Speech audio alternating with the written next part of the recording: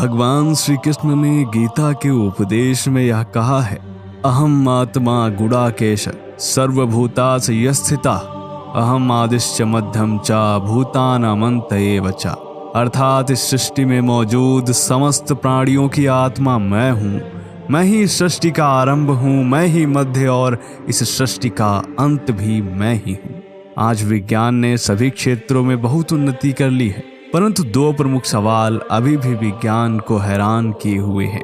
पहला सवाल यह कि आखिर इस ब्रह्मांड व सृष्टि की रचना कैसे हुई।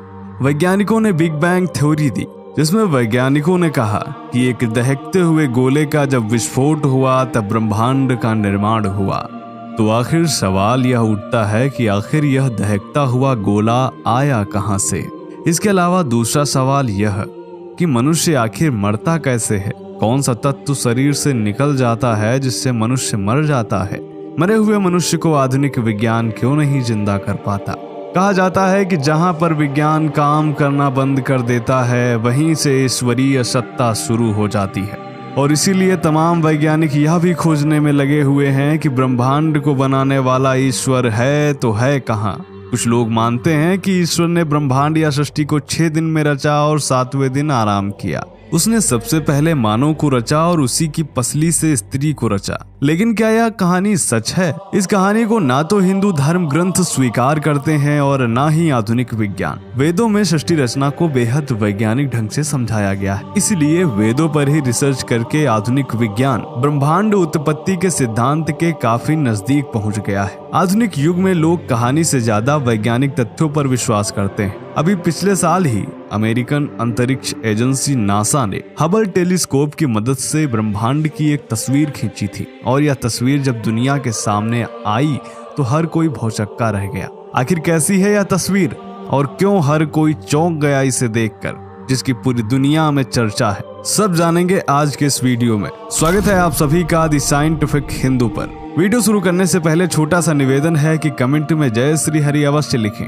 मित्रों, हम सभी यह तो जानते ही हैं कि नासा एजेंसी लगातार ब्रह्मांड पर नजर बनाए हुए है, और अक्सर यह अंतरिक्ष एजेंसी ब्रह्मांड की तस्वीरों को लोगों के साथ साझा करती रहती है। पिछले साल वर्ष 2021 में नासा ने 2 ऐसी तस्वीरें साझा की थी जिन्हें देखकर लोग हैरान रह गए थे। नासा ने इस तस्वीर को मिस्टिक माउंटेन कहा है, क्योंकि ऐसा लगता है जैसे कोई व्यक्ति रहस्यवादी नींद में सो रहा है। नासा द्वारा साझा की गई इस तस्वीर के साथ एक दूसरी तस्वीर भी है जो वेदों में वर्णित गर्भोदक्षयी भगवान विष्णु की है, जिनको योग निद्रा में विष्णु का शयन काल या देव शयन चातुर्मास आदि नामों से जाना जाता है। यदि दोनों चित्रों को आप ध्यान से देखें तो इन दोनों में काफी समानता देखने को मिलती है। मित्रों, हबल टेलीस्कोप 7500 प्रकाश वर्ष दूर नेबुला की खोज करता है। विभिन्न खगोलीय पिंडों की खोज और प्रदर्शन करते हुए नासा ने जो फोटो कैप्चर की है उसमें कैरिना नेबुला को दिखाया गया है। कैरिना नेबुला अंतरिक्ष के एक छोटे से हिस्से की पड़ताल है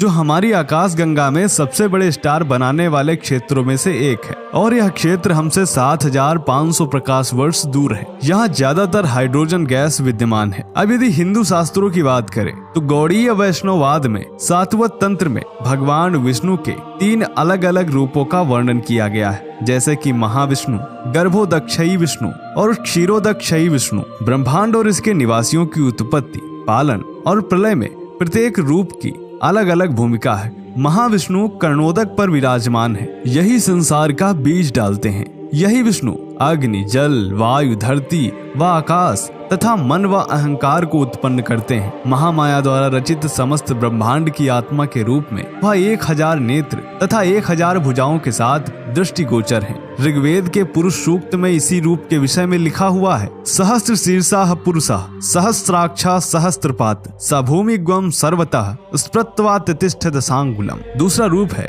गर्भोदक्षयी विष्णु का, जो महामाया द्वारा रचित उन सभी ब्रह्मांडों में आत्म विष्णु के रूप में प्रवेश करते हैं, जो सभी ब्रह्मांडों में आत्माओं की आत्मा है। यही बात भगवान श्री कृष्ण ने गीता में भी कही है, जिसे हम वीडियो की शुरुआत में बता चुके हैं। इन्हीं विष्णु के नाभि कमल से ब्रह्मा जी की उत्पत्ति होती है, और इसी स्वरूप की कल्पना चातुर्मास या देव शयन काल नाम से विख्यात है। तीसरा रूप है क्षीरोदक्षयी विष्णु का। प्रत्येक ब्रह्मांड में जीवित शरीरों में उनकी आत्मा के रूप में क्षीरोदक्षयी विष्णु ही निवास करते हैं। जब हम कहते हैं कि कण कण में हर एक शरीर में भगवान है, तो असल में हम क्षीरोदक क्षयी विष्णु की ही बात करते हैं। श्री हरि विष्णु जिनके पास देवता मदद मांगने जाते हैं या जिन्होंने 24 अवतार धारण किए हैं, जिन्हें हम परमात्मा, ब्रह्म आदि नामों से जानते हैं, वह क्षीरोदक क्षयी विष्णु ही है। नासा के मिस्टिक माउंटेन की फोटो बिल्कुल गर्भोदक क्षयी महाविष्णु के चित्र के समानांतर है और इसी से यह अंदाजा लगाया जा सकता है कि वेदों में वर्णित खगोल विज्ञान आदि विषय कितना सटीक है। इस तस्वीर के ठीक 2 महीने बाद नासा ने एक और तस्वीर साझा की थी और यह तस्वीर भी लोगों को हैरान कर देने वाली थी। अमेरिकी एजेंसी ने इस तस्वीर को हैंड्स ऑफ गॉड